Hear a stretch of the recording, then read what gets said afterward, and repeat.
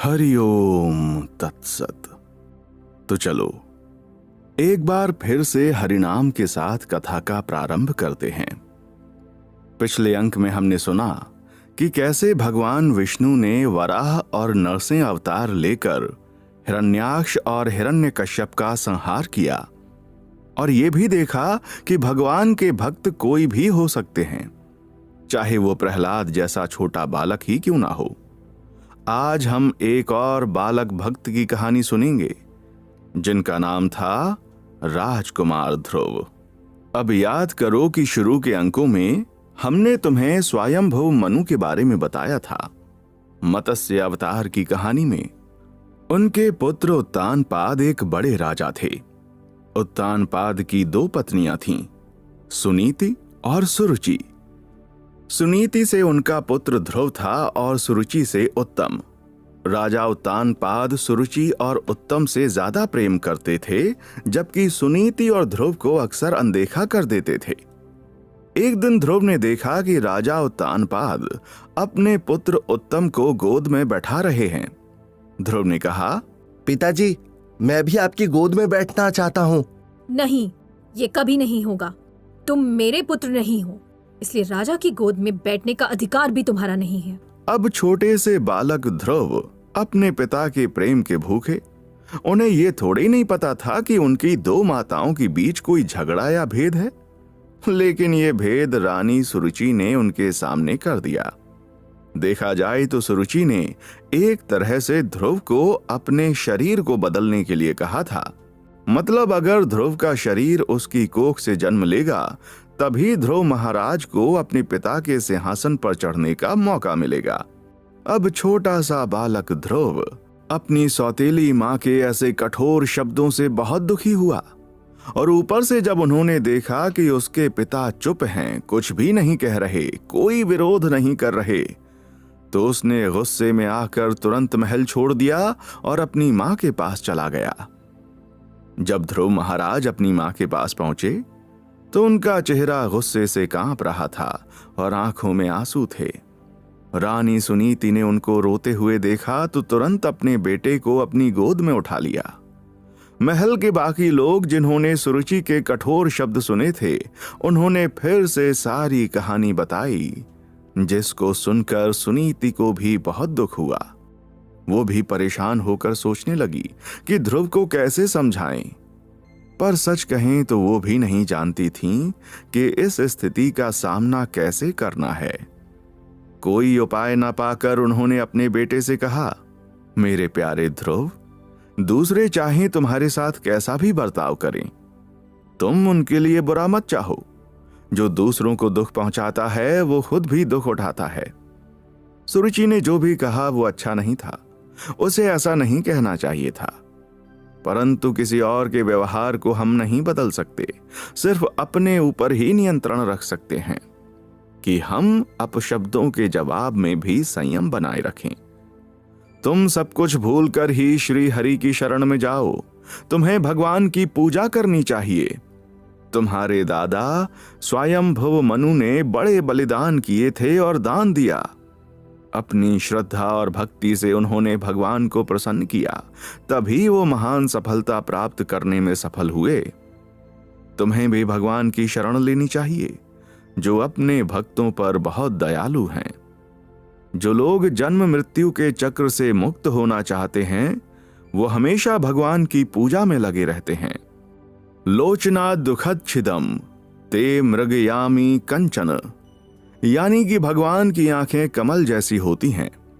जब कोई थका हुआ होता है तो कमल देखकर उसकी थकावट दूर हो जाती है।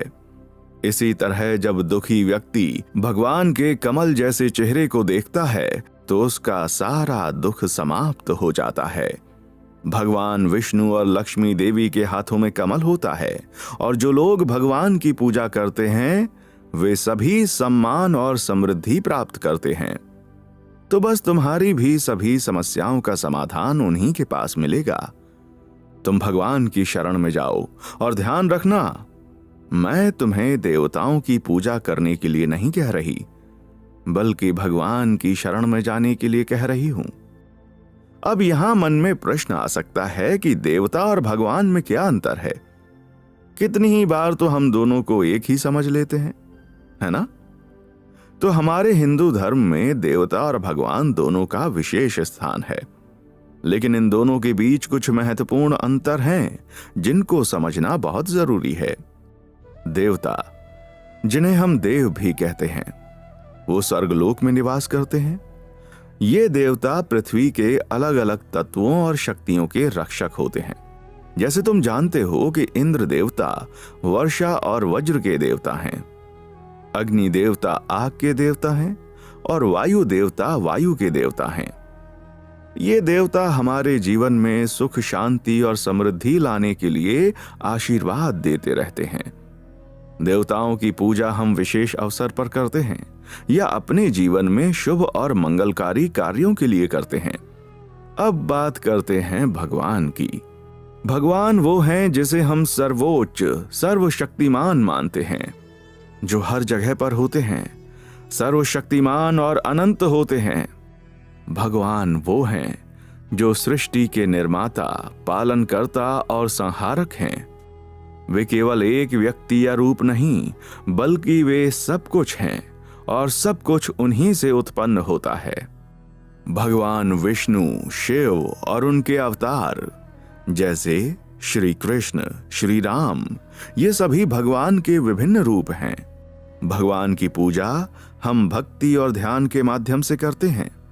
भगवान ही हमें मोक्ष की ओर ले जाते हैं। देवता हमारे जीवन के भौतिक और प्राकृतिक या कहीं तो बाहरी पहलुओं को संभाल लेते हैं, जबकि भगवान हमें आध्यात्म के भीतर का मार्ग दिखाते हैं और हमारे जीवन का, हमारी आत्मा का अंतिम लक्ष्य होते हैं। समझे? चलो अब अपनी कथा पर वापस आते हैं। अब ध्रुव को अपनी माता की ये बात ठीक लगी कि ईश्वर की भक्ति ही उन्हें हर दुख से बचा सकती है। उन्होंने कुछ सोच विचार किया और कहा कि वो घर छोड़कर ईश्वर की आराधना के लिए जा रहे हैं। अब हुआ ये कि महर्षि नारद ध्रुव और उनकी माता की बातें सुन रहे थे।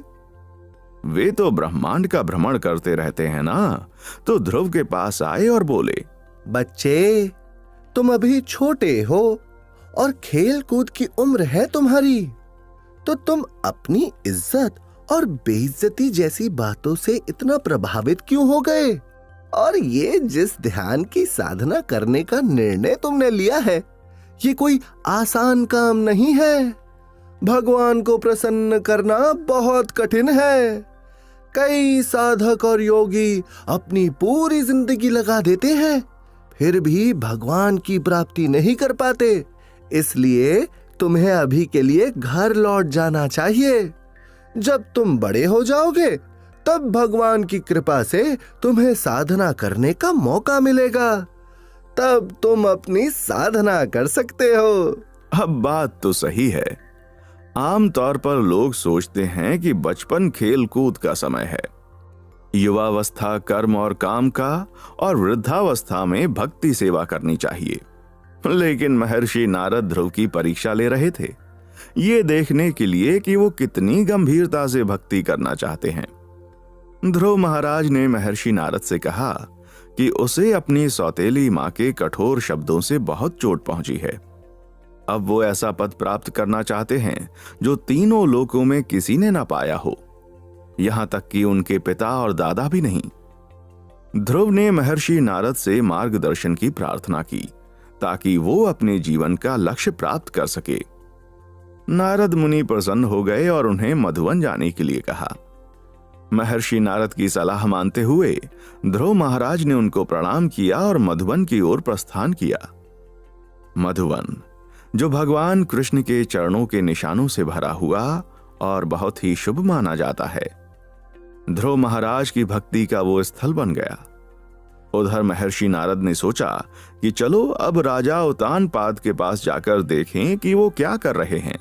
वहां जाकर उन्होंने देखा कि राजा उत्तानपाद अपने बेटे ध्रुव के बारे में सोचते सोचते गहरे पछतावे में डूबे हुए थे। उन्होंने कहा कि अपनी पत्नी सुरुचि के प्रति अत्यधिक प्रेम में उन्होंने अपने 5 साल के नन्हे बेटे और उसकी मां को महल से बाहर निकाल दिया। राजा को अब एहसास हो रहा था कि उनका बेटा ध्रुव किस तरह की असहाय स्थिति में जंगल में पड़ा हो सकता है, भूखा और ठंड से कांपता हुआ। कहीं जंगली जानवर उसकी जान न ले लें। राजा ने भी यह स्वीकार किया कि जब ध्रुव ने उनकी गोदी में बैठने की कोशिश की तो उन्होंने उसे नकार दिया, जो कि उनकी बहुत बड़ी गलती थी। अब राजा को अपनी गलती का एहसास हो रहा था। वो खुद को कठोर और निर्दयी महसूस कर रहे थे। वे सोच रहे थे कि किस तरह उन्होंने अपने बेटे की भावना को न समझते हुए उसे बाहर निकाल दिया, और यही सब सोचते हुए राजा की आंखों में आंसू आ गए। उन्हें अपने द्वारा की गई क्रूरता का ख्याल आ रहा था और यह एहसास हो रहा था कि वो कितने गलत थे। महर्षि नारद ने उनको समझाते हुए कहा, राजा उत्तानपाद, अपने बेटे के बारे में चिंता मत करो। वो भगवान के संरक्षण में है। तुम्हें उसकी शक्ति का अंदाजा नहीं है। तुम्हारा बेटा बहुत सक्षम है। वो ऐसे काम करेगा जो महान राजा और ऋषि मुश्किल से कर पाते हैं। बहुत जल्द ही वो अपना काम पूरा करके लौटेगा। और हाँ, वो तुम्हारी प्रतिष्ठा को भी पूरी दुनिया में फैलाएगा। उधर ध्रुव महाराज ने नारद मुनि की सलाह मानते हुए मधुवन जाने का सोचा, जहां उन्होंने यमुना नदी में स्नान किया और रात भर उपवास रखा। इसके बाद उन्होंने भगवान की पूजा शुरू की। पहले महीने ध्रुव ने हर तीसरे दिन केवल फल खाए। दूसरे महीने उन्होंने हर छठे दिन भोजन किया और सूखी घास की पत्तियां खाईं। तीसरे महीने उन्होंने हर 9वें दिन पानी पिया। चौथे महीने उन्होंने खान पीन सब छोड़कर अपनी सांस रोक ली और सिर्फ 12 दिन में एक बार सांस भरी। 5वें महीने ध्रुव महाराज ने इतनी साधना की कि वो एक पैर पर स्थिर खड़े हो गए और पूरी तरह से भगवान की पूजा में ध्यान लगाया। जब ध्रुव महाराज ने भगवान को अपनी तपस्या में पूरी तरह से समर्पित कर दिया तो तीनों लोग कांपने लगे। अब यूं तो वो एक ही पैर पर खड़े थे, लेकिन तपस्या की शक्ति से पृथ्वी डगमगाने लगी और सारे ब्रह्मांड में सिर्फ एक ही मंत्र गूंज रहा था, ओम नमो भगवते वासुदेवाय। ध्रुव मुश्किल से मुश्किल समय में भी पूरी श्रद्धा से खड़े होकर मंत्र का लगातार जाप कर रहे थे। ध्रुव की कठोर तपस्या से स्वर्ग हिल गया और भगवान विष्णु उनके सामने प्रकट हुए। अब भगवान विष्णु तो मधुवन आ गए, लेकिन ध्रुव ने अपनी आंखें नहीं खोलीं, क्योंकि वे अभी भी अपनी मन की दृष्टि से विष्णु का रूप देख पा रहे थे। तो भगवान विष्णु ने क्या किया? उन्होंने ध्रुव के मन की दृष्टि को गायब कर दिया। तुरंत ही ध्रुव ने अपनी आंखें खोलीं और बाहर वही देखा जो अपने मन में वो देख रहे थे। उन्होंने विष्णु को देखकर प्रणाम किया, लेकिन इतनी लंबी तपस्या के बाद उन्होंने भगवान को सामने देखकर भाव में वो बह गए और वो कुछ भी नहीं बोल पा रहे थे। भगवान विष्णु ने अपनी दिव्य शंख से ध्रुव के दाहिने गाल को छुआ और इससे उनकी वाणी खुल गई। ध्रुव ने विष्णु की स्तुति में 12 सुंदर श्लोक कहे, जिन्हें ध्रुव स्तुति कहते हैं। जब विष्णु ध्रुव की तपस्या से प्रसन्न हुए और वरदान मांगने को कहा, तब ध्रुव कुछ भी नहीं मांग पाए। विष्णु की भक्ति में लंबा समय बिताने के बाद ध्रुव अपनी तपस्या के कारण को ही भूल गए और केवल विष्णु की स्मृति में जीवन जीने की इच्छा की। उनकी तपस्या से प्रसन्न होकर विष्णु ने उनकी इच्छा पूरी की और ये भी कहा, ध्रुव को ध्रुव पद प्राप्त होगा, जहां वे एक आकाश में रहने वाला तारा बन जाएंगे, जिसे महाप्रलय भी नहीं छू सकेगा। और यही कारण है सप्त ऋषियों ने ध्रुव को सबसे ऊंचा स्थान दिया, ध्रुव तारा बनने का वरदान दिया। और आज भी हम रात को अनगिनत तारों के साथ ध्रुव महाराज की दर्शन कर सकते हैं। तो ये थी कथा ध्रुव महाराज की, जिन्होंने एक अलग ही श्रद्धा से भगवान विष्णु की भक्ति की। अब क्या ऐसी भक्ति आज के युग में संभव है? या सिर्फ सतयुग में ही ये हो सकता था, ये एक सोचने की बात है। तो चलो आज की कथा को यहीं पर समाप्त करते हैं और अगले अंक में मिलेंगे सतयुग की कुछ और बातों और कहानियों के साथ। तब तक के लिए हरिओम तत्सत। श्रीमन्नारायण नारायण